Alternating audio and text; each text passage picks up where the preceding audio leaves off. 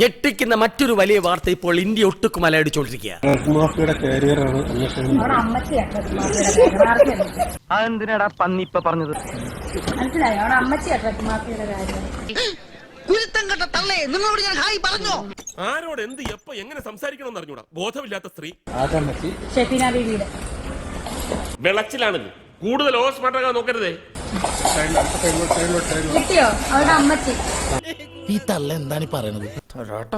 എന്റെ ഉമ്മ നല്ല അന്തസ്സുള്ള കുടുംബത്തിൽ ജനിച്ച സർവേയറായി റിട്ടയർ ആയ ഒരു ഗവൺമെന്റ് ഉദ്യോഗസ്ഥയും സീനിയർ സിറ്റിസണുമാണ്. അതുകൊണ്ട് കരുണ, അവധി ഈ രണ്ട് സംഗതി അബ്ദുള്ളനോട് പ്രതീക്ഷിക്കേണ്ട. പ്രതീക്ഷിക്കുന്നില്ലല്ലോ, അതല്ലോ ഇവിടെ തന്നെ വന്നത്. ഞാൻ നിന്റെ തള്ളയെ പോലെ തങ്കുന്റെ ജട്ടിയും കഴുകി തങ്കു കൊണ്ടുവരുന്ന ആണുങ്ങളുടെ കൂടെയൊക്കെ കിടന്നു കൊടുക്കുന്ന അലവലാതി തള്ളയല്ല.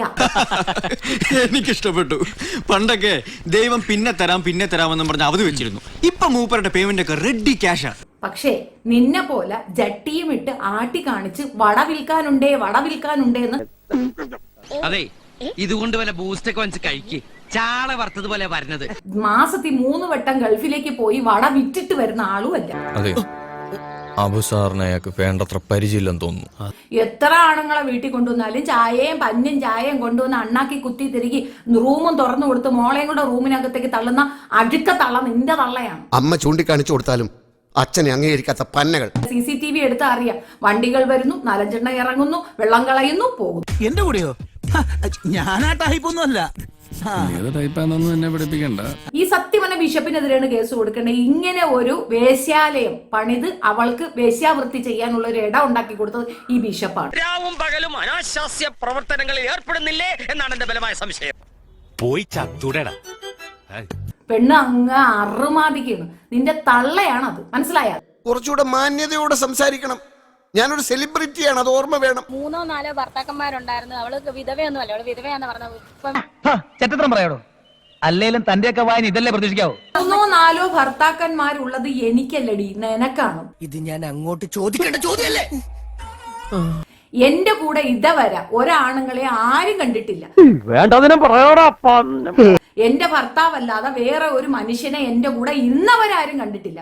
അത് മാത്രം ചോദിക്കരുത് സാർ, പറയാൻ എനിക്ക് വാക്കുകളില്ല. കാണാത്ത ഒരിടത്ത് നീ ഇത് പറഞ്ഞിട്ടുണ്ടെങ്കിൽ നീ ബാംഗ്ലൂരിൽ, അതായത് സുധി ചത്ത ശേഷം നീ ബാംഗ്ലൂരിൽ പോയത് എന്തിനാണ്? ഇത് വടി കൊടുത്ത് അടി വാങ്ങുന്ന പരിപാടിയാണല്ലോ ബാബു. നിനക്ക് വയറ്റിലാക്കി തന്ന നീ ആയിട്ട് മാനസികമായി തകർത്ത് ആത്മഹത്യക്ക് ശ്രമിച്ച ബാംഗ്ലൂരിൽ പോയി നീ മീറ്റ് ചെയ്ത ആ ചെറുക്കന്റെ ഫുൾ ഡീറ്റെയിൽസും കൊണ്ട് ഞാൻ വരാം. അല്ല, ഞാൻ ഇടയ്ക്കൊന്നും മുങ്ങിയതാണ്. നമ്മുടെ ചില വരും ദിവസങ്ങളിൽ നിന്റെ കള്ളമാപ്പളമാരുടെ ലിസ്റ്റാണ് ഞാൻ കൊണ്ടുവരാൻ പോണത്. പറ്റിയത് പറ്റി, ഇനിയിപ്പോ എന്ത് ചെയ്യും? കക്കാൻ പഠിച്ചാൽ നിൽക്കാൻ പഠിക്കണം. ഇതിന്റെ ഇടയ്ക്ക് വേറൊരുത്തനുണ്ടായിരുന്നു, ഇവനെ പോലെ ഇരിക്കുന്ന, അതായത് സുധിയെ പോലെ ഇരിക്കുന്ന ഒരുത്തനുണ്ട്.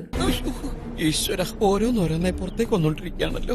അവനെ കുറെ നാളിട്ട് പറ്റിച്ചു. ഇഷ്ടംമാതിരി പൈസ വാങ്ങിച്ചെടുത്തു കെട്ടാന്നും പറഞ്ഞോണ്ട്. എനിക്ക് എന്തിന്റെ കേടായിരുന്നു? ഇല്ല, അതിനു മുമ്പേ ഞാൻ തെളിയിക്കും. എനിക്ക് തെളിയിക്കണം. സുധിയുടെ ഡൂപ്പാണ്. എനിക്ക് നിന്നെ കാണുമ്പോ ശുചിച്ചേട്ടന്റെ തോർമ്മ വരും, എനിക്ക് ശുദ്ധിച്ചേട്ടനാണ് നീ എന്ന് പറഞ്ഞിട്ട് അവന്റെ കയ്യിരിക്കുന്ന അത്ര പൈസയും വാങ്ങിച്ചെടുത്തു. എല്ലാരും കൂടെ ചേർന്ന് എന്നെ തല്ലി കൊന്നുകളയും. അമ്മ അതിന് നാട്ടുകാരെ മുഴുക്ക ഊമ്പിച്ച് വലിപ്പിച്ച് നടക്കുന്ന അവളാണ് ഷെഫീനയ്ക്ക് 4-5 മാപ്പിളയെന്ന് പറയുന്നത്. എത്ര വെറൈറ്റി കൊല കിട്ടിയാലും നീ തൃപ്തിപ്പെടില്ല എന്നുള്ള എനിക്കറിയാം. ആർക്കും എപ്പോ വേണമെങ്കിലും പ്രൊസീഡ് ചെയ്യാം. എടി, ഷെഫീനെ എവിടെയും പോയി ലിവിങ് ടുഗദർ ആയിട്ടോ അല്ലെങ്കിൽ കൊഞ്ചാനോ കുഴയാനോ ഇന്ന വരെ ഷെഫീനയുടെ കൂടെ ഒരാണുങ്ങളുടെ ഫോട്ടോ നീ കണ്ടിട്ടുണ്ടോടി? നാട് ഓടുമ്പോ നടുവേ ഓടണം എന്നൊരു പഴഞ്ചൊല്ലില്ലേ? അല്ലെങ്കിൽ സാർ ഓടേണ്ടി വരും കേട്ടോ. ഏതെങ്കിലും ഒരു വീഡിയോ പബ്ലിക് ചെയ്തിട്ടുണ്ടോടി? എന്റെ ഈ പോർഷൻ അല്ല താഴോട്ട് നീ കണ്ടിട്ടുണ്ടോടി? പോത്തിനോടാണോ വേറെ ഓതുന്നത്? ഇതൊരു നടക്ക് പോണ കേസല്ല. എന്നിട്ട് എന്തിനാടി ഈ അപരാധം പറയണേ? അപരാധിച്ച് ജീവിക്കുന്ന ഒരു സ്ത്രീ പറയുന്ന അപരാധ വർത്തന. ഇന്നേ വരെ നീ എനിക്കിട്ട് തന്നിട്ടുള്ള എല്ലാ പണിക്കും ഒരു മറുപണിയായിട്ട് ഇതിനെ കാണണം. നമ്മളെ കൊണ്ട് ഇത്രയൊക്കെ പറ്റും.